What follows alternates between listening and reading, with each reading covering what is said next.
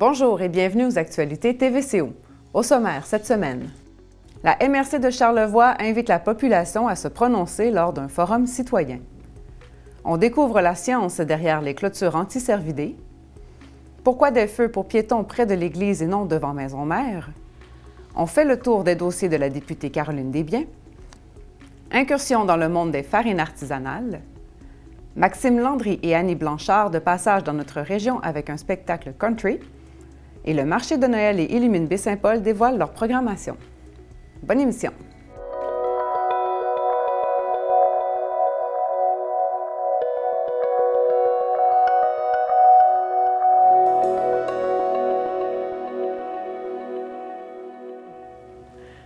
La MRC de Charlevoix poursuit sa démarche de consultation publique sur l'affectation forêt-petite propriété privée à travers un forum citoyen. Karine Horvat était dans nos studios pour nous en parler. Karine Horvat, bonjour. Bonjour. Donc, cette consultation citoyenne qui se poursuit, en fait, et c'était quoi la première étape là, qui a précédé les forums qui s'en viennent? Bien, en début d'été, donc de juin jusqu'à la milieu du mois d'août, au milieu du mois d'août, on a fait un sondage en ligne. Alors, on a eu près de 200 répondants quand même là, à l'échelle du territoire, puis quelques personnes aussi qui habitent à l'extérieur, mais qui sont préoccupées par l'avenir de Charlevoix au niveau de l'aménagement ont répondu au sondage. Alors là, c'est une autre étape. On veut creuser davantage certaines réponses, certaines données qui sont ressorties dans le sondage. C'est quoi qui est ressorti, là, justement? Parce que là, on parle des forêts, petites propriétés privées. Donc, on est plus dans l'arrière-pays, les projets qui se développent là. C'est quoi les préoccupations des citoyens? Bien, oui, c'est intéressant parce que, justement, on voulait savoir les développements qui sont historiquement, depuis plusieurs années, qui se sont souvent faits et développés en zone de villégiature, en bordure du fleuve, ont tendance, depuis les dernières années, à se passer aussi, à se dérouler en milieu forestier, donc à l'extérieur un peu des zones habituelles là, de villégiature. Et là, c'était préoccupant à savoir si, justement, ça répondait à une aspiration là, des gens ou, à l'inverse, est-ce que la population avait des craintes par rapport à ce type de développement-là? Alors, c'est pour ça que là, ressort dans le sondage, pour répondre à ta question, beaucoup de préoccupations liées à la préservation des milieux naturels, donc à l'environnement, les impacts que ce type de développement, parfois quand on parle de 100, 200, 300 résidences touristiques ou de villégiature. Parce qu'il n'y avait pas vraiment, en fait, de limitation, là, vu que c'était inhabituel, plutôt, là, de développer dans ce secteur-là. En effet, on peut dire que notre cadre réglementaire n'était pas adapté à ce type de grand développement. Tu sais, oui, les gens qui construisaient des résidences secondaires, quelques résidences en milieu forestier, à l'extérieur des périmètres urbains, donc des noyaux villageois. Mais là, quand on voit arriver certains projets ou développements ou des promoteurs, hein, Charlevoix est attirant aussi pour des promoteurs immobiliers, évidemment. Donc, de 200 ou 300 maisons, c'est plus la même chose. Donc, les gens sont préoccupés par la préservation des milieux naturels, par l'abordabilité aussi, l'accessibilité au logement. On veut pouvoir rester chez nous. Hein? On veut pas avoir à sortir de notre région parce qu'elle est rendue trop dispendieuse non plus. Tout à fait. Donc, l'impact que ces développements parfois ont sur la hausse des valeurs foncières, des résidences permanentes autour aussi dans un même secteur. Donc, ça, c'est préoccupant pour les gens. Les paysages. Alors, c'est sûr que notre ressource première, notre richesse naturelle, qu'est-ce qui fait que les gens sont intéressés à développer dans Charlevoix? C'est beaucoup les paysages. Alors, il faut aussi protéger cette ressource-là, faire en sorte qu'elle perdure dans le temps. Puis, on voit que les gens aussi se disent préoccupés par justement l'altération des paysages là, quand on développe, par exemple, en montagne, des grands quartiers ou des secteurs. Souvent, en ville, on va parler d'étalement urbain quand les développements se font à l'extérieur des villes. Nous, c'est de l'étalement rural parfois qu'on peut vivre parce que de ce genre de développement-là avec plusieurs rues en forêt ou, ben oui, c'est de l'étalement également. Là, on crée parfois un mini-village à l'extérieur d'un village. Oui, tout à fait. Donc, suite à ce forum, à ce sondage-là, on présente maintenant des forums. Donc, sous quelle forme ça va se passer? Là? Qui ça concerne aussi? Toute la population est invitée. Alors, on essaie de trouver une formule qui est accessible, qui est facile, puis qui, je pense, va rejoindre la disponibilité des gens. Donc, on a quatre activités. Elles se répètent, c'est-à-dire que les gens peuvent venir à l'une ou l'autre selon leur disponibilité. Oui, donc là, on a le 30 octobre de 18h à 21h à Saint-Urbain, 1er novembre de 13 à 16h aux Éboulements, 1er novembre également en soirée de 18 à 21h à Baie-Saint-Paul et le 2 novembre en soirée également à Petite-Rivière-Saint-François de 18 à 21. Donc, ce n'est pas un horaire auquel on doit aller à chacune, là. On y va quand on veut, c'est ça? Tout à fait, selon notre disponibilité. C'est pour ça qu'on essaie de placer une activité parmi les 4 en après-midi. Si les gens ne sont pas disponibles parce qu'ils travaillent en soirée ou qui ont des occupations, bien, ils peuvent venir en après-midi si c'est possible. Sinon, les autres activités se déroulent en soirée, mais donc on peut aller à celle qui nous convient, là, il n'y a aucun problème. Et à l'heure qu'on veut, parce qu'on arrive et on va à des stations, c'est ça? Oui, bien, c'est une formule ouverte qu'on appelle. C'est un forum ouvert, c'est-à-dire que plutôt d'avoir une façon traditionnelle de présenter la consultation où les gens parlent en avant, puis qui doit être plus intimidante des fois aussi. Oui, c'est ça. Ça peut limiter des fois quand les gens doivent s'adresser devant une foule, bon, ou un grand nombre de personnes, ils sont plus gênés. Alors que là, ça va être plus intime, un peu style assemblée de cuisine. Donc, on se présente à une station selon nos intérêts. On va guider les gens à l'accueil s'ils ont des choses bien précises à venir dire. Donc, est-ce que c'est, par exemple, un lieu qui les préoccupe particulièrement, un endroit? On voyait tout à l'heure que dans le sondage ressortait des préoccupations sur la préservation de l'environnement. Est-ce qu'il y a un sommet de montagne, un sentier, un endroit, un milieu forestier qui est davantage, là, je dirais, préoccupant pour la population? Sinon, il va y avoir des tables de discussion aussi où on va, en petits groupes, là, créer des discussions autour de l'avenir, justement, de l'aménagement du territoire pour essayer de creuser un peu plus ce que les gens pensent du développement qui est en cours, du développement à venir. Et également, il va y avoir une station sur les solutions. Alors, si les gens ont des idées, hein, des fois, les gens, on devrait limiter les coupes d'arbres, les endroits, etc. On a vu ça ailleurs, pourquoi on ne le ferait pas ici? Tout à fait. Donc, il va y avoir un endroit pour venir présenter ou suggérer des solutions. Et donc, vraiment, les gens peuvent décider de passer plus de temps ou écouter ou participer à une discussion à une station qu'à une autre. Et quand les gens ont terminé ou ont senti qu'ils ont fait part de leur opinion, bien, ils peuvent quitter. Donc, ils peuvent arriver au moment où ils veulent dans la soirée et partir là, quand ils en ont envie. Et il va y avoir des boîtes, il va y avoir des... Tu sais, si on n'a pas dit nécessairement ce qu'on voulait, on va pouvoir l'écrire. Fait qu'on va essayer de trouver plein de façons là, d'aller chercher puis de récolter là, le maximum d'opinions. Le plus possible de tout le monde. Et là, il faut dire, je peux vivre à Baie-Saint-Paul, mais me présenter à celle de Petite-Rivière si c'est ce qui marche le mieux dans mon horaire. Et il y a aussi des répondants, des fois, qui viennent de l'extérieur de la région. Est-ce que ça, c'est pertinent pour vous aussi dans cette démarche-là? Tout à fait. Le paysage, l'environnement, c'est un bien collectif. Donc, on peut habiter une municipalité, mais avoir à cœur le paysage de Charlevoix dans son ensemble, puis avoir envie là, de donner son opinion. Et c'est tout à fait pertinent. Je pense qu'en aménagement du territoire, c'est l'objectif. C'est un bien collectif. Donc, oui, il y a de la propriété privée dans tout ça, puis on comprend qu'il y a des gens qui ont des désirs de construire ou d'aménager leur propriété privée, mais là, on essaie vraiment d'avoir une réflexion collective sur un bien qui appartient aussi à tout le monde, puis qu'on souhaite peut-être mettre en place certaines mesures, alors qui vont répondre aux aspirations de la population puis aux désirs des gens. Pour terminer, tout ça, ça prend place pendant là, le règlement de contrôle intérimaire, c'est comme ça que vous l'appelez, qui gelait un peu là, les projets pour cette réflexion-là, justement, en attendant. Est-ce que ceux qui avaient des projets avant le gel de cette réflexion-là, ils ont de quoi s'inquiéter ou c'est encore possible? On ne dit pas non à tout ce qui était proposé. Bien, en fait, maintenant, il n'y a pas d'ouverture de nouvelles rues de permis. Donc, si quelqu'un a une propriété qui donne sur une rue privée ou une rue publique existante, il n'y a pas de problématique. Les gens peuvent construire. C'est l'ouverture de nouvelles rues. Donc, c'est le développement de nouveaux quartiers ou de nouveaux développements qui est pour l'instant, je dirais, empêché dans le sens où le règlement ne le permet pas. Par contre, compte dès qu'on aura apporté des modifications à l'hiver prochain au schéma d'aménagement. Comme je le disais, est-ce que tout cet exercice-là va nous amener à mettre en place de nouvelles mesures, de nouvelles contraintes, de nouveaux règlements? On le souhaite, je pense, c'est l'objectif de la démarche. Donc, après ça, bien, là, les gens, évidemment, seront informés là, des nouvelles réglementations s'il y a lieu. Mais pour l'instant, considérant que notre réglementation était préoccupante du fait qu'il y avait un peu absence de balises, effectivement, pour l'instant, le développement de nouvelles rues et de nouveaux développements est stoppé à l'ensemble du territoire. Parfait. Donc, on a ouvert une boîte, on prend le temps de voir l'état des choses, d'écouter les gens, et puis on verra ce que la suite nous réserve. Merci beaucoup, Karine. Bien, ça m'a fait plaisir. Merci.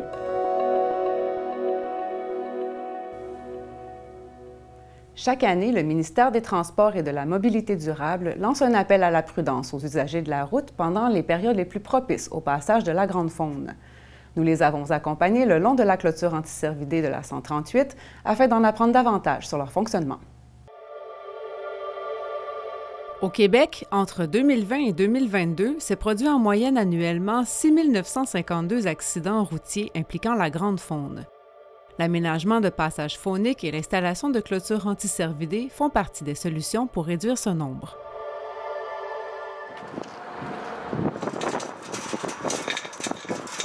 On voit quand même que c'est pisté, là. Donc, les orignaux, quand ils vont se buter à la clôture, ils ont tendance à longer la clôture.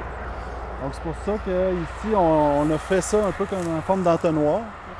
Pour les orienter vers le passage là, sous la route. Un des deux passages là, qui sont aménagés sous la 138 là, dans le secteur Petite-Rivière-Saint-François et Saint-Idée-Cap.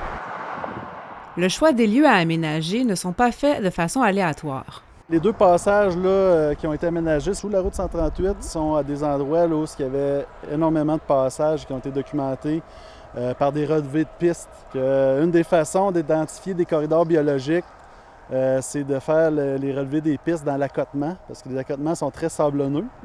Donc, on peut identifier où traversent les orignaux. C'est ça, en faisant les relevés de pistes. Ça a été fait là, notamment à vélo là, avec des GPS là, avant l'aménagement des passages phoniques. Évidemment, il y a les relevés d'accidents aussi qui peuvent servir pour localiser là, les sites accidentogènes, donc les sites où on pourrait aménager des traversées. Les premières clôtures de ce type ont été installées en 2007 au Québec pour être augmentées en 2014.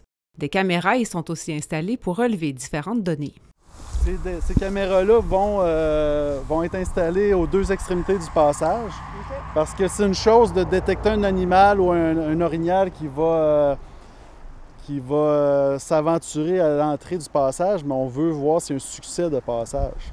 Hein? Il y a différents paramètres qui peuvent dicter les succès de passage, puis en voyant un orignal s'engouffrer dans une extrémité puis sortir de l'autre avec l'autre caméra, bien, ça nous confirme le succès du passage. Puis ça, dès les premières années, dès 2015, on a vu là, avec grande satisfaction que nos passages étaient fortement utilisés par l'orignal puis par le chevreuil.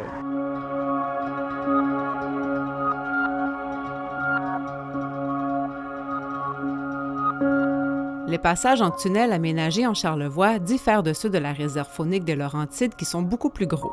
On peut voir que c'est un passage faunique qui a 4 mètres de hauteur, 6 mètres de largeur. Okay? Donc, c'est pas un passage qui est typique des grands passages qui ont été aménagés là, au début des années 2008, 2009, 2010 dans la réserve des Laurentides.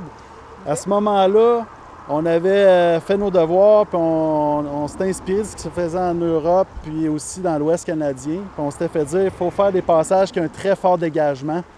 Donc, un indice d'ouverture très important qui limite l'effet tunnel. En documentant les passages à petits moyens mammifères qu'on a aménagés de plus faible gabarit, on a eu la surprise, avec des caméras de détection automatique, on a eu la surprise de voir qu'ils étaient utilisés par les orignaux également.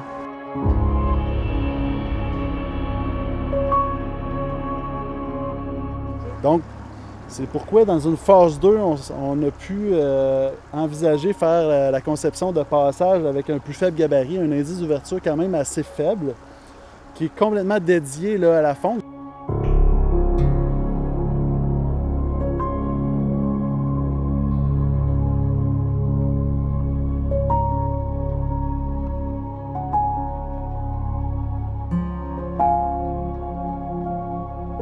Une fois les structures d'aménagement mises en place, d'autres éléments sont ajoutés pour encourager le passage des animaux aux bons endroits. Donc, il y a certains éléments là, attractifs qu'on va faire pour que les orignaux aussi apprivoisent les passages phoniques puis les utilisent. Donc, vous voyez des souches qui ont été amenées ici. Certaines de ces souches-là ont même été drillées, si on veut, puis salées, donc avec des blocs de sel. Puis ça, on le voit très bien, là, entre autres, devant nos caméras, là, des orignaux qui viennent licher les souches parce qu'ils ont besoin de minéraux, on le sait, pour le développement de leur panache. Donc, aménagement de souches, ajout de salines, des plantations d'espèces là, qui vivent bien au soleil, qui ne vivent pas bien à l'ombre, donc qui sont tendres et qui sont intéressantes pour l'alimentation de l'orignal et du chevreuil. C'est intéressant de les habituer. À l'intérieur des tunnels, d'autres souches servent d'abri pour favoriser le passage de la petite faune. Des poteaux en béton coulé sont aussi disposés en travers pour éviter les passages de véhicules motorisés. Ce sont des passages qui sont dédiés à la faune. Ouais. On ne veut pas que les senteurs humaines puis l'occupation humaine décourage l'utilisation par la faune. C'est avant tout un équipement de sécurité routière parce qu'on veut que les animaux franchissent de façon sécuritaire la route ici. Ensuite, c'est des corridors biologiques qui peuvent être importants pour les différentes phases vitales de ces animaux-là. Si on fait un passage mixte avec les humains, ça va réduire beaucoup l'intérêt de ces passages-là. Un autre type d'aménagement observable sur le chemin du massif est l'installation de ponceaux spécialement conçus pour décourager le passage des orignaux. On met ce type d'ouvrage-là lorsqu'on veut donner un accès là, à de nombreux usagers de la route. OK. Et par exemple, on ne veut pas mettre une barrière qui va constamment devoir être ouverte et fermée, puis risquer de rester ouverte, parce qu'il y a un flot de circulation important. Donc, on va aménager un accès routier anti-cervidé. Puis comme vous pouvez le constater, c'est comme un petit pont, une structure sur laquelle va se fermer la clôture. On voit de part et d'autre là, la clôture à grande faune. OK, elle arrive là. Ici, à droite. Puis sur la gauche, la clôture à grande faune se ferme également sur notre petit pont, notre petit accès routier anti-cervidé. Puis vous voyez que les véhicules peuvent circuler sur cet ouvrage-là. Mais compte tenu de l'espacement entre les tubes d'acier, c'est pas évitant du tout pour un cervidé. Bien sûr, l'hiver, la neige change la donne. Les clôtures deviennent moins hautes et les ponceaux se remplissent. Mais les déplacements de la grande faune se font plutôt rares à cette époque de l'année. Bien, toutes les années, on avertit les usagers de la route de l'importance de demeurer vigilants parce qu'on le sait, le ministère des Transports met en place certains moyens pour éviter la faune sur les routes, mais évidemment, là, la vigilance des automobilistes demeure toujours le meilleur conseil qu'on puisse donner. Il y a des périodes où c'est plus dangereux que d'autres. C'est quoi ces périodes-là? C'est vraiment l'automne et le printemps. C'est pourquoi, là, à chaque automne, le ministère des Transports là, réitère le message de demeurer vigilant parce que, comme je disais, on met en place là, certains moyens là, pour éviter la faune le plus possible sur les routes du Québec, mais évidemment, on n'est pas... ça se peut, c'est ça, ça se peut qu'à un moment donné, il y ait des intrusions là, sur le réseau routier. On voit sur la route des affiches qui nous disent justement en cas d'intrusion, composer le 511. Qu'est-ce qui se passe à partir du moment qu'on appelle? Bien évidemment, là, il y a des gens du ministère des Transports qui viennent vérifier à savoir si c'est vraiment le cas et prennent les moyens nécessaires là, pour éviter les collisions avec les usagers de la route. En cas d'accident impliquant un animal de la grande faune, la recommandation est de toujours contacter les services d'urgence au 911. Si vous voyez une carcasse sur le bord du chemin, là, évidemment, vous pouvez communiquer avec le 511, puis les équipes là, du ministère des Transports et de la Mobilité durable seront déployées sur place là, pour faire le nécessaire. En cas d'intrusion sur le réseau routier, des portes à sens unique sont aussi installées à intervalles réguliers le long des clôtures. Instinctivement, l'orignal, quand il est dans une situation, dans l'emprise, situation de stress, il va souvent essayer de tenter de rejoindre la forêt. Et ce qu'il va faire, c'est qu'il va longer les clôtures. Encore une fois, il longe la clôture. Et là, il y a comme un segment de clôture perpendiculaire qui va l'amener là, par entonnoir là, vers la porte à sens unique. Donc ici, je vous présente en passant la clôture là, qui est anti-cervidée. C'est une clôture à maille métallique de 2,4 mètres de hauteur, donc 8 pieds de hauteur. avec des poteaux de bois. Parfois, c'est des poteaux d'acier qu'on utilise. Puis cette clôture-là là, est plaquée au sol pour notamment éviter là, que le chevreuil passe dessous. Parce que c'est des animaux qui sont capables de passer là, dans des espacements assez restreints. Ouais. On s'imagine être un orignal qui est du côté de la route, qui n'est pas heureux de ce fait-là. Voit la forêt, voudrait y retourner. Donc, qu'est-ce qu'il fait? Bon, bien, il va longer la clôture dans un sens ou dans l'autre. Puis éventuellement, bien, il va se buter à un segment de clôture qui est en biais. Donc, comme je le disais, sous forme d'entonnoir. Et ça va l'amener vers une porte à sens unique. C'est ça qu'on appelle la sortie d'urgence, en fait, pour les orignaux. Et là, on aperçoit la porte à sens unique, qui est ici. Et on comprend que l'orignal, souvent, il a une vision là, un petit peu plus haute que la nôtre. Il voit vraiment une ouverture. Donc, non seulement il est dirigé par les segments de clôture, mais il voit une ouverture dans la clôture. Et il est en mesure de passer. Et les segments de clôture se referment derrière lui. Il ne peut pas passer de l'autre côté parce que c'est une porte à sens unique.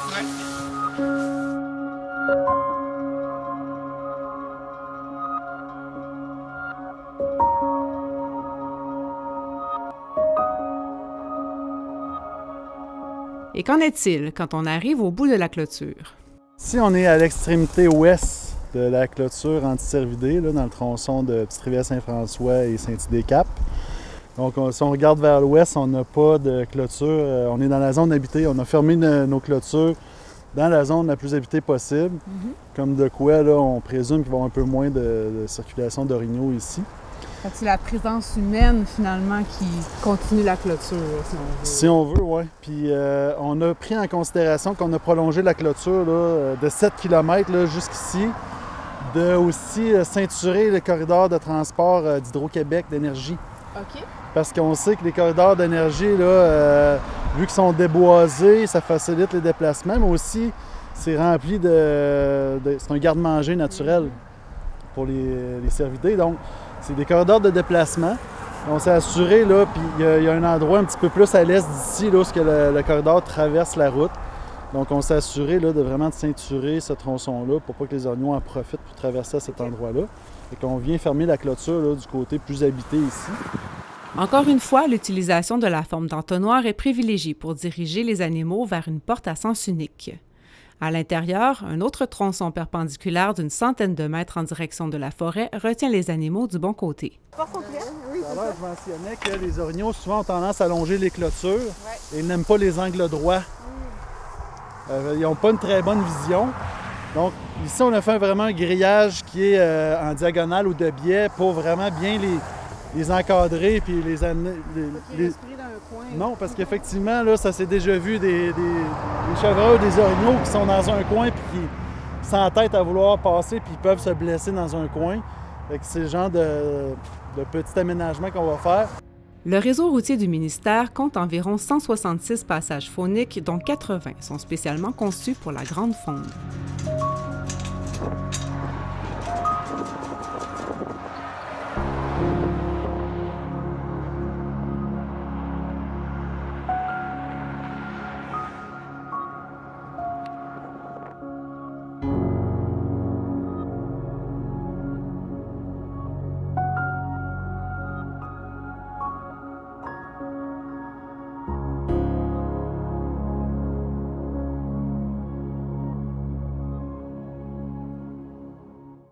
Au cours de ce dernier reportage, nous avons profité de la présence de la porte-parole du ministère des Transports pour discuter de l'installation qui est en cours présentement pour le passage piétonnier devant le Musée d'art contemporain de Baie-Saint-Paul. Vous avez été plusieurs à vous questionner sur la décision d'agir à ce passage et non à celui devant Maison-Mère qui semble aussi problématique. Voici sa réponse. En fait, ce système-là, c'est un système pour faire traverser les piétons de manière sécuritaire. Il faut actionner un bouton et à ce moment-là, là, les feux clignotent et les automobilistes doivent s'arrêter. Okay. On en a fait un, on a commencé à faire l'installation de 1 à Baie-Saint-Paul. En fait, c'est la circulation, la densité de la circulation automobile, la largeur de la route et la vitesse là, qui nous ont indiqué que c'était pertinent là, de le faire dans ce secteur-là. Alors, c'est la raison pour laquelle là, le ministère des Transports et de la Mobilité durable procède à l'installation d'un tel feu. Il faut savoir que la Ville peut faire une demande en ce qui a trait aux installations sur les routes administrées par le ministère, mais c'est ce dernier qui a le pouvoir de décision.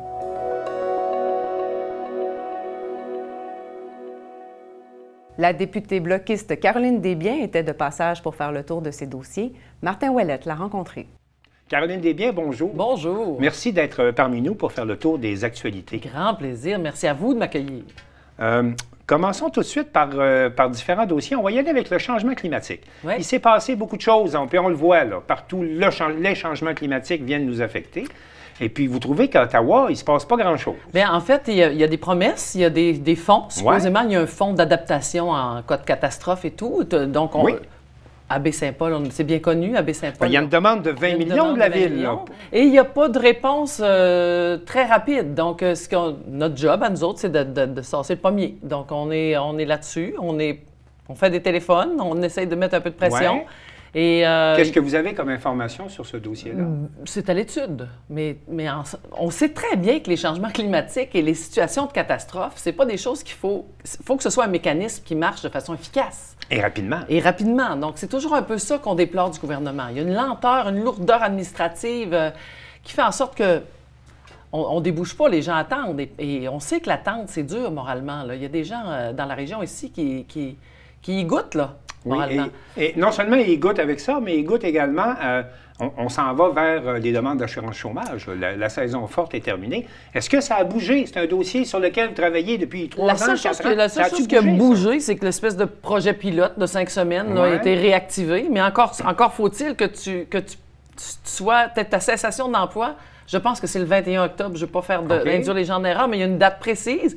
Donc, si tu es mis à pied après ça, tu n'as pas accès.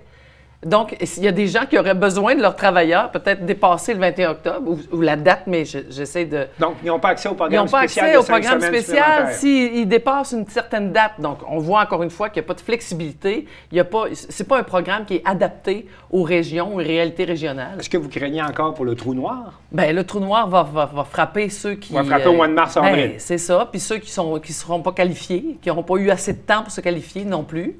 Et on retombe toujours dans le même... Et à chaque année, on perd des travailleurs. Parce qu'il y a la notion de rétention de la main-d'œuvre qui est importante. Oui, parce qu'un emploi non pas à temps partiel, mais un emploi saisonnier qui ne nous donne pas accès à des revenus pour le reste de l'année, c'est pas intéressant. Non, puis si on veut être attractif, si on veut avoir de la rétention, justement, garder notre monde chez nous, qui ne songe pas à s'en aller, il faut leur donner fondamentalement une sécurité financière. Madame la députée, est-ce que vous n'êtes pas parfois découragée de la lenteur? Ça fait 3-4 ans que vous vous levez là-dessus, puis vous interpellez le gouvernement, puis on a l'impression que vous pognez un mur. Là. On est découragé parce qu'il y a une espèce de confort du mariage NPD libéraux qui fait en sorte qu'ils font un peu à leur tête comme s'il était un gouvernement majoritaire et tout.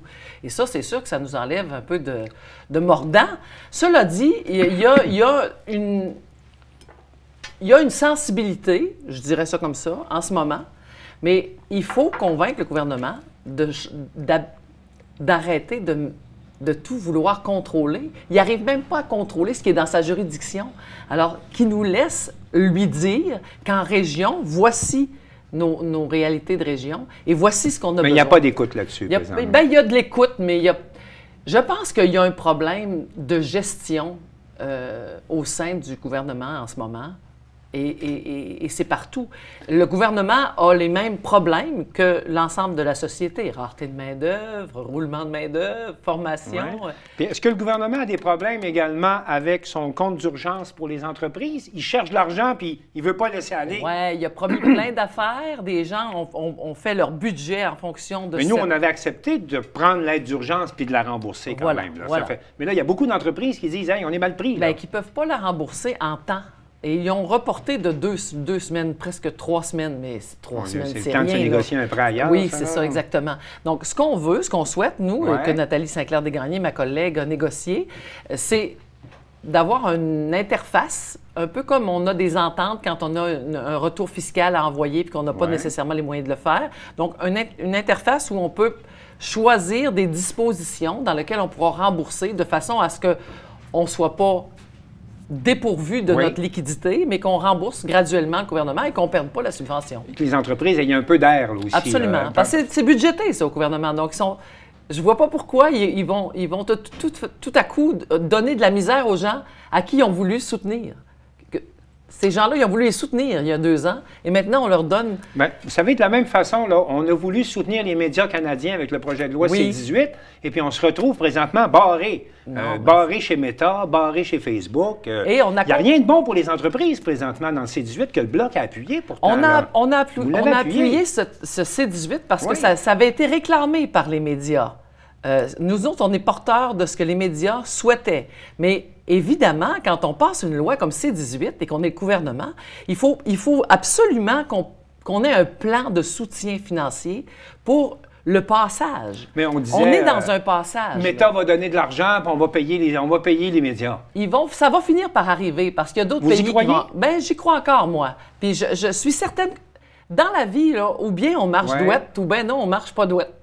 Nous autres, on marche douette parce qu'on pense que la façon de faire, c'est celle-là. Mais il faut accompagner ça d'un soutien aux médias. Et ça date de bien avant C-18 que les médias ont fermé graduellement, on a sonné la cloche et tout. Je ne comprends pas que le gouvernement n'ait pas saisi l'occasion, justement, en prenant des décisions comme C-18, d'accompagner ça d'un chèque ou d'un soutien ou d'une subvention pour passer. Parce que de toute évidence, on veut faire du Canada un exemple pour le monde. Là. Oui, comme d'autres ont fait, comme l'Australie a fait.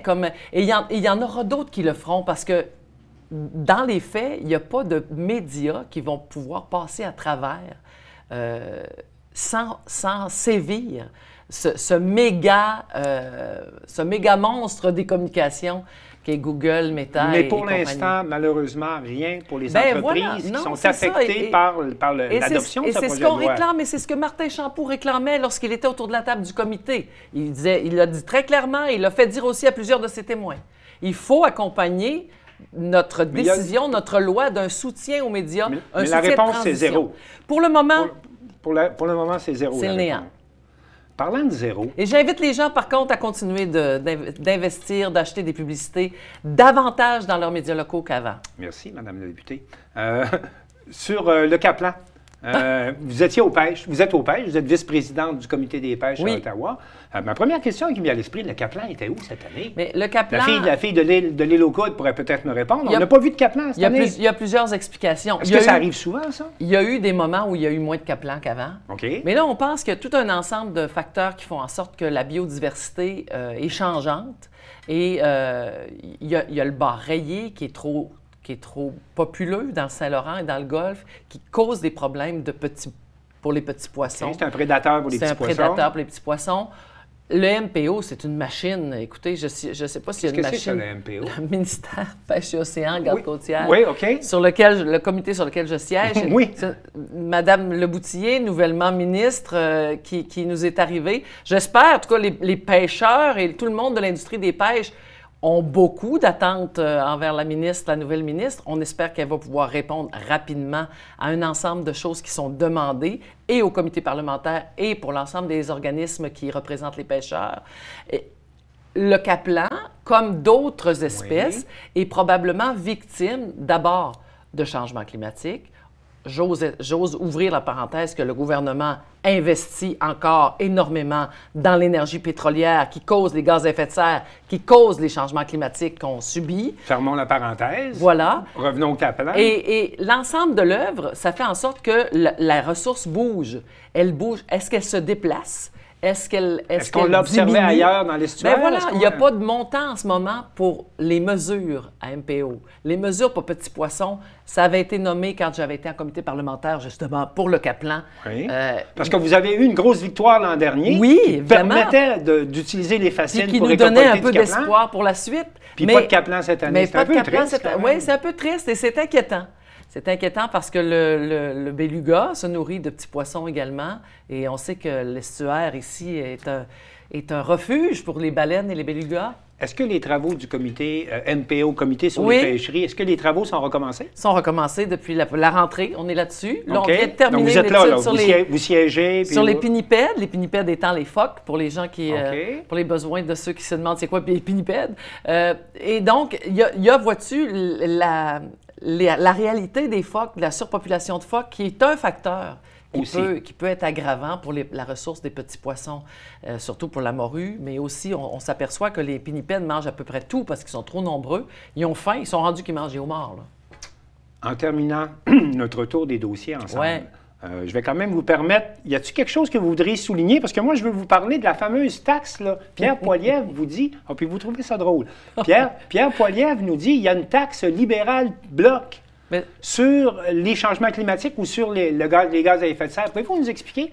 D'abord, pourquoi Pierre Poilievre vous pointe du doigt, puis de quelle taxe on parle? La taxe carbone, c'est une taxe que le gouvernement libéral a mis en place pour pallier aux gaz à effet de serre, donc pour pénaliser les gens. Plus tu pollues, plus ça te coûte cher. Et le Bloc a voté pour. On a voté pour parce qu'on est environnementaliste, parce qu'on croit à tous les mécanismes. Cela dit, donc, au Québec... Poilievre a raison. Quand il dit qu'il y a une taxe libéraux-bloc...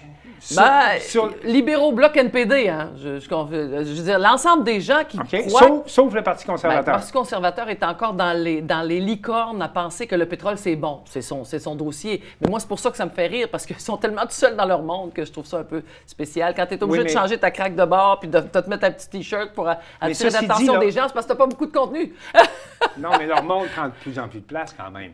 Des interpellations comme ça, du Bloc, puis des messages à la télévision, puis des choses comme ça. On ne nous avait pas habitués à ça quand même, là. Ouais, c'est différent, la dynamique, là. Ça lui appartient, c'est son ton. On verra ce que les gens penseront. Moi, je crois beaucoup à la perspicacité du public, à son œil fin de détecter le vrai du faux. Et moi, je peux vous dire que tant qu'ils vont dire des mensonges, parce que c'est un mensonge que le Québec est tributaire de la taxe carbone. Nous, on a une entente bourse carbone depuis 2013 parce que le Québec est avant-gardiste en matière d'environnement avec la Californie. Et s'il y avait eu un impact important sur l'inflation, depuis 2013, il y a longtemps qu'on l'aurait vu. En terminant, Mme Desbiens... Alors, tant que M. Poilievre va dire des mensonges, je vais corriger par des vérités. En terminant, votre priorité pour la prochaine session parlementaire? Les priorités sont le logement en ce moment. C'est le logement. Mais là, on vient d'avoir un débouché. Débloquer des fonds. Puis on a frappé fort sur le clou et ça a fini par avoir un bon résultat. Maintenant, il y a toujours des conditions qui sont attachées après les sommes qui sont versées au Québec dans des compétences québécoises, fédérales, provinciales, c'est-à-dire. Et on veut que ça s'arrête. On veut que le gouvernement arrête de mettre ses grandes pattes dans les juridictions provinciales et les juridictions du Québec. Maintenant, nous, ce qu'on a demandé, c'est verser le 900 millions. Oui. On connaît nos besoins. Il semblerait que ça se fait, là. On connaît nos leviers. On sait comment l'appliquer. C'est supposé de se faire, mais il est censé y avoir quelques conditions d'attacher à ça. Et pendant ce temps, on a perdu beaucoup de temps. Ça fait longtemps que le 900 millions est retenu à Ottawa. S'il avait été versé sans condition, on aurait peut-être beaucoup moins de problèmes qu'on en a maintenant. Alors, moi, je trouve ça dur et je trouve ça inquiétant de voir un gouvernement qui se soucie si peu de la réalité humaine qui est derrière ses décisions, ses petites stratégies, sa façon de vouloir mettre la main sur tout. Pendant ce temps-là, il y a des gens qui paient, des humains qui paient pour ça. Et ça m'attriste terriblement. Et à chaque fois que j'ai l'occasion, que j'ai la parole, je leur rappelle. Comptez sur moi. Oui, on compte sur vous, puis on vous revoit au cours des prochaines semaines pour refaire le tour des actualités en votre compagnie. Merci. Merci à vous.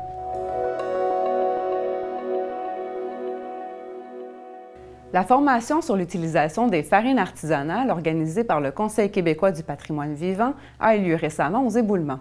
Voici notre reportage. Réunis dans le moulin banal des éboulements, c'est une petite cohorte, pour la plupart boulangers, pâtissiers ou apprentis meuniers, qui ont participé à cette première édition de la formation sur l'utilisation des farines artisanales. On a juste des passionnés, dans le fond, qui ont commencé à faire du pain, puis que là, ils se demandent s'ils peuvent utiliser la farine artisanale, quel type de farine est-ce qu'ils peuvent utiliser pour faire ce qu'ils veulent faire, eux, à la maison. Puis on a aussi un assistant meunier qui vient d'apprendre davantage sur la relation qu'il peut établir avec sa boulangerie, puis comment aider ses clients. On a une dame aussi qui travaille dans une boutique, qui veut savoir comment aider ses clients qui viennent acheter les farines puis comment bien les diriger. Offerte sur une journée seulement, la formation mise sur pied par le Conseil québécois du patrimoine vivant vise à outiller les professionnels du milieu alimentaire pour valoriser l'utilisation de ces farines. En ce moment, ils sont en train de faire la visite du moulin seigneurial des Éboulements avec le meunier Jean-Guy qui est sur place. Donc le meunier, on a fait le tour là, du moulin ensemble, il nous explique comment fonctionne, les différents mécanismes, comment est-ce qu'il produit la farine ici à l'intérieur, toujours avec la force de l'eau, avec la grande roue. La préservation du patrimoine immatériel passe avant tout par la transmission des savoirs. Cette formation fait donc suite à celle des apprentis meuniers qui s'est tenue en début d'année. Nous, l'idée, c'est de développer ce secteur-là. Avec la formation, on a formé des apprentis meuniers. Donc, cette formation-là s'est terminée au mois d'avril. Mais là, c'était de voir qu'est-ce qu'on peut faire de plus pour continuer à développer l'affaire. Les formateurs Guy Bessette, président de l'Association des moulins, Martin Trudel, meunier au Moulin Légaré, et Marc Simonet, enseignant en boulangerie, se donnent le relais à travers la journée pour aborder toutes les facettes du sujet. Ensuite de ça, moi, je vais parler de la réalité d'un meunier. En tant que meunier moi-même, c'est quoi être meunier artisan dans un vieux moulin au 21e siècle? C'est quoi les défis qu'on rencontre lorsqu'on fait affaire avec les boulangers? Puis qu'est-ce que le boulanger peut apporter au meunier? Qu'est-ce que le meunier peut apporter aussi au boulanger? Donc la relation qui peut s'établir ensemble. Marc, le formateur, a vraiment apporté plusieurs exemples pour qu'il puisse toucher, pour qu'il puisse expérimenter, pour qu'il puisse vraiment l'essayer. Parce que il faut dire qu'il ne faut pas s'ajuster. Avec ses étudiants, il a vraiment vu, OK, on va travailler différemment. Mais le goût est vraiment là. Puis en plus, ben c'est ça vient directement d'ici. À notre époque où le développement durable est mis de l'avant, les savoir-faire ancestraux impliquant des relations de proximité entre les producteurs et les transformateurs, ainsi qu'une consommation locale, regagnent en popularité. Les farines artisanales, dont la qualité et les propriétés sont variables selon les terres et la météo d'une saison, sont forcément moins stables qu'une farine commerciale, mais beaucoup plus appréciables au niveau de leur richesse en nutriments. Parce qu'en industrie, dans le fond, eux, ils vont s'arranger pour avoir un produit qui est toujours stable. On va faire des modifications en laboratoire pour toujours s'assurer d'avoir le même produit. Tandis que dans l'artisanat, ben, ça va dépendre de ce que le cultivateur nous a apporté comme grain. Et puis après ça, ben, avec le boulanger, on peut quand même discuter, avoir des farines qui sont plus fines. Donc, on a vraiment une relation là, intime ensemble, ce qui nous permet là, de répondre aux attentes des boulangers. Mais oui, en effet, donc d'une année à l'autre, c'est un défi aussi pour le boulanger, c'est d'adapter ses recettes, adapter sa technique à ce que la farine de cette année va lui apporter. Les Charlevoisiens ont la chance d'avoir dans leur région 3 moulins artisanaux en activité à Baie-Saint-Paul, l'Île aux Coudres et aux Éboulements, dont les farines se retrouvent un peu partout, même dans les grandes surfaces. Les ex-académiciens Maxime Landry et Annie Blanchard s'unissent pour un spectacle country bientôt présenté à Saint-Irénée. Voici notre entrevue. Maxime Landry, bonjour, bienvenue à TVCO. Merci d'être avec nous ce matin. Merci. Alors, tu nous présentes un spectacle que vous venez nous présenter dans la région avec ta collègue et amie Annie Blanchard. On parle de Jolene and the Gambler, le country de nos idoles. On va commencer, il y a beaucoup de choses dans ce projet-là. On va commencer une chose à la fois. Commençons par la portion de Jolene and the Gambler, un thème qui fait hommage à Kenny Rogers et Dolly Parton. Peux-tu nous parler un peu de votre relation avec ces deux grandes vedettes là, de la musique country? Ben en fait, c'est deux artistes qu'Annie et moi, on aime depuis longtemps, puis on les écoutait chacun de notre côté. Annie dans son Acadie natale, moi dans ma Beauce natale. Puis Annie et moi, ça fait une douzaine d'années qu'on se connaît, qu'on est amis, puis qu'on a envie de travailler ensemble, qu'on partage la scène à plein de reprises. C'est René Martel qui nous a fait se rencontrer un jour en tant qu'artiste. Elle nous a fait chanter ensemble en duo. Puis depuis ce moment-là, ça a cliqué, puis on se l'est toujours dit, il faut qu'on se trouve un projet qu'on fasse ensemble.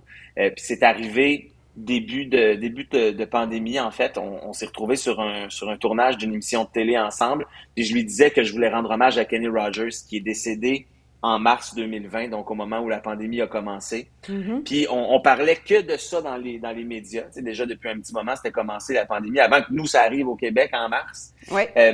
Puis il n'y avait pas d'hommage nulle part qui était fait pour Kenny, donc je voulais le faire à ma façon. J'ai dit à Annie, je vais lui rendre hommage sur album. Elle dit, ben moi, je veux faire ta Dolly Parton pour, évidemment, la chanson Islands in the Stream. Et c'est là que c'est comme l'illumination qui est arrivée. Je me suis dit, on l'a, notre projet, enfin.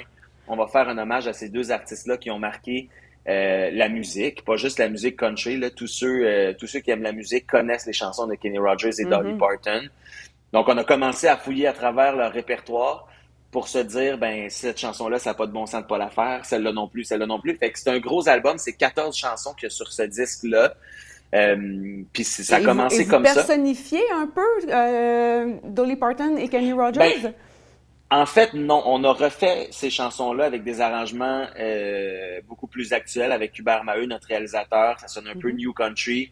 Donc, on a refait des versions. On se prend pas pour Kenny et Dolly du tout. On fait que chanter ces chansons-là qu'on aime, mais à notre façon, à nous, Annie et moi.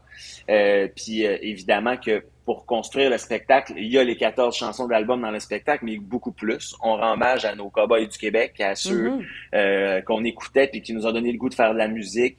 Je pense à la famille d'Arèche que j'écoutais beaucoup chez nous en Beauce, à Patrick Normand, à René Martel. Donc, on a ajouté tout plein de chansons dans ce spectacle-là en français. C'est comme ça que le projet de deuxième album est arrivé aussi, parce que tout récemment, on a lancé le Country de nos idoles, Annie et moi. Oui, ça, c'est ben là, un peu la c'est continuité. inusité un peu là, de sortir un album pendant une tournée, mais il y a un lien. Oui. Là, la musique du second album, le Country de nos idoles, fait également partie du spectacle, pardon, c'est ça? Oui, absolument, absolument. C'est que je voyais vraiment ce spectacle-là comme un peu quand on va voir une comédie musicale puis qu'on veut repartir de là avec la bande originale, avec les chansons qu'on a entendues dans le spectacle. Puis on se les faisait demander aussi, tu sais, on faisait des versions, par exemple, de 1000 après 1000 avec On the Road Again, en espèce de mash-up dans le spectacle. Les gens nous disaient, ça, est-ce qu'on le trouve à quelque part? Non, malheureusement. Fait que là, à force de se faire dire ça, tu sais, moi, j'ai ma maison de disques, c'est moi qui produis mes disques, et, les spectacles aussi. Fait que j'ai dit à Annie, ça te tente-tu qu'on entre en studio? En plein milieu de notre projet de tournée de Jolene, on avait 80 spectacles à l'agenda, puis on entre en studio, on enregistre une version 2 de cette affaire-là, la continuité, en fait. Donc, ça a donné le Country de nos idoles, ce qui fait que quand les gens viennent voir le spectacle, ben ils peuvent repartir avec tout ce qu'ils ont entendu pendant le show. C'est disponible sur ces deux albums-là. Oui, disponible en version physique et numérique d'ailleurs. Donc, on peut encore acheter des CD. Clé USB aussi, j'ai vu sur ton site. Oui. Ouais, ben ça, c'est encore une fois quelque chose qu'on se faisait demander. Tu sais, à chaque année, avec ma maison de disques, avec mon équipe, on est à Saint-Tite, on a un kiosque là, puis tout le monde nous disait, on n'a même plus de place à faire jouer les CD, puis je les comprends tellement, tu sais. Mais ils nous disaient, on a des clés USB, par exemple, qu'on peut faire jouer dans notre voiture. Fait que j'ai fait des démarches, OK, parfait, bon, on va avoir des clés USB, c'est disponible sur ma boutique en ligne, au maximelandry.com. Donc, on comprend que vous êtes vraiment à la réponse de vos fans, hein? Vous répondez à la demande. Oui, puis c'est pour eux qu'on fait ça, puis on est chanceux parce que, puis on se le dit Annie et moi tout le temps, on savait pas comment on allait se remettre de la pandémie, puis si on allait pouvoir retrouver notre métier, tu sais, de la façon qu'on le faisait avant. Puis ça a été une crainte pour à peu près tous les artistes, puis pas juste le domaine artistique, là, pour tout le monde. Puis on est chanceux. On a encore une belle tournée. On a, en fait, Annie et moi, en ce moment, la plus grosse tournée depuis le début de nos carrières. On est 12 sur la route, des décors, des costumes. On est 6 musiciens sur scène, plus Annie et moi. Donc, c'est une belle grosse tournée. Parlons-en de cette production-là. C'est un gros show. Oui. C'est quoi l'ambiance sur scène? C'est quoi la direction musicale, artistique qui a été choisie?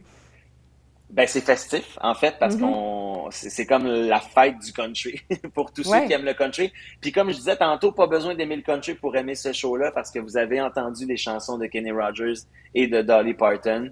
Mais c'est vraiment une fête, tu sais, avec six musiciens, les décors. Moi, je voyais ça comme un show à grand déploiement. Je voulais que ça soit chic. Parce que en l'honneur de Kenny et Dolly, tu sais, c'est vraiment ça l'image que j'avais.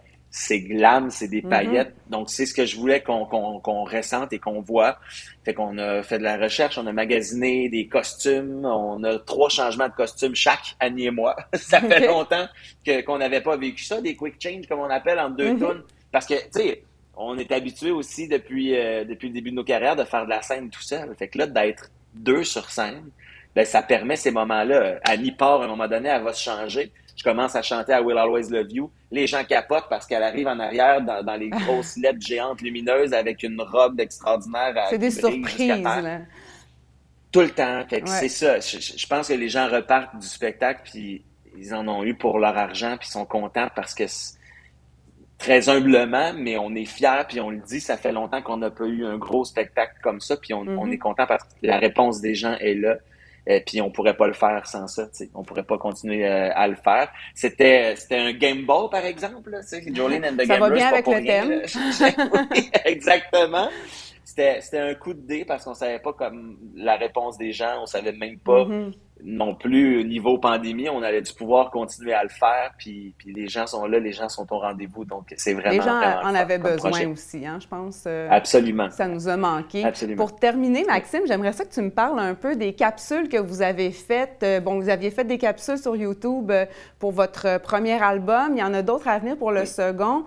C'est une belle approche là, pour découvrir justement la musique country, là, ceux qui sont peut-être pas familiers avec ça. Oui. Ben en fait, on a fait de la recherche sur chacune des chansons, puis un peu l'histoire de ces chansons-là, pourquoi elles ont été écrites, par qui elles ont été écrites aussi. Bon, Dolly Parton a écrit toutes ces chansons, mais pour Kenny Rogers, il y avait une équipe autour de lui. Souvent aussi, par exemple, quand on sur le country, nos idoles en particulier, il y a des chansons que moi j'écoutais en français, qu'Annie écoutait en anglais de son bar, que moi, j'y ai fait découvrir, qu'elle me disait, je savais même pas qu'il y avait une version francophone, puis moi, à l'inverse, je savais même pas qu'il y avait une version anglophone. C'est le cas, entre autres, pour Blue Eyes Crying in the Rain, La pluie de septembre de Lévi Boulian. Moi, c'est ce que j'écoutais quand j'étais plus jeune. Puis Annie, elle écoutait la version anglophone. Donc, c'est ce qu'on explique aux gens. On leur explique un peu l'histoire derrière les chansons. Pourquoi nous aussi, personnellement, on les a choisis. Pourquoi on a décidé de les faire. Puis à quel point ils nous ont marqué ces chansons-là. Donc, c'est une petite capsule comme ça qu'on fait sur chacune des chansons d'album. On avait fait les 14 avec Jolene and the Gamblers. C'est disponible sur nos réseaux, sur nos chaînes YouTube. Et là, celles du Country de nos idoles s'en viennent. On va les publier au courant des prochains jours, prochaines semaines. Donc, ce sera à suivre. Merci beaucoup, Maxime Landry, d'avoir été avec nous ce matin. Donc, au Domaine Forget, à Saint-Irénée, vous serez présent pour le spectacle Jolene and the Gambler, le country de nos idoles, le 26 octobre prochain. Merci encore et bonne tournée à vous deux. Merci beaucoup. Puis vous pouvez aller visiter mon site Internet pour la boutique en ligne ou encore les billets pour le Domaine Forget. C'est sur maximelandry.com. Parfait. Merci beaucoup. À bientôt.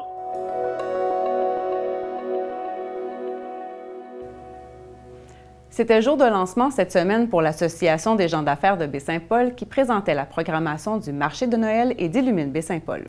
Voici un aperçu de ce qui vous attend. Le marché de Noël et Illumine Baie-Saint-Paul sont de retour cette année, toujours sous la coordination de l'Association des gens d'affaires de Baie-Saint-Paul. En quelques chiffres, on est à la 14e édition du marché de Noël déjà cette année et c'est la 3e édition que l'association organise, donc on est très heureux, ça nous fait plaisir de pouvoir organiser cet événement-là qui est très important pour nous. On a 20 bénévoles une vingtaine de bénévoles en fait qui participent là, à chaque année pour nous aider à ce que l'événement puisse être réalisé puis roule comme sur des roulettes. On a une moyenne de 50 exposants participants, une augmentation un peu à chaque année. On sent un engouement pour le marché de Noël, puis on est presque complet. Là, il nous reste quelques kiosques ici et là, mais vraiment, on devrait être complet dans les prochains jours. Et on est sur 3 sites au marché de Noël. Suivant la même formule que l'an passé, les exposants seront réunis près de l'église et dans le carrefour culturel Paul Médéric. Plusieurs animations et activités familiales y seront proposées. C'est les cabanes en espace, en cercle, c'est toujours plaisant parce que ça permet autant aux exposants d'être tous à la même égalité, mais aussi pour les visiteurs de voir tous les exposants, de faire leur tournée des espaces, puis en plus d'avoir des espaces pit à feu, des espaces de relax, des espaces ludiques aussi pour les enfants. Donc oui, on a trouvé une recette gagnante que les visiteurs apprécient puis qu'on peaufine un peu à chaque année, puis qu'on aime garder pour la 14e édition. Le train de Charlevoix est encore aussi en opération selon les horaires du marché. Se joignent à cette offre le Germain Charlevoix ainsi que l'Auberge des Balcons pour des options forfaitaires avec hébergement.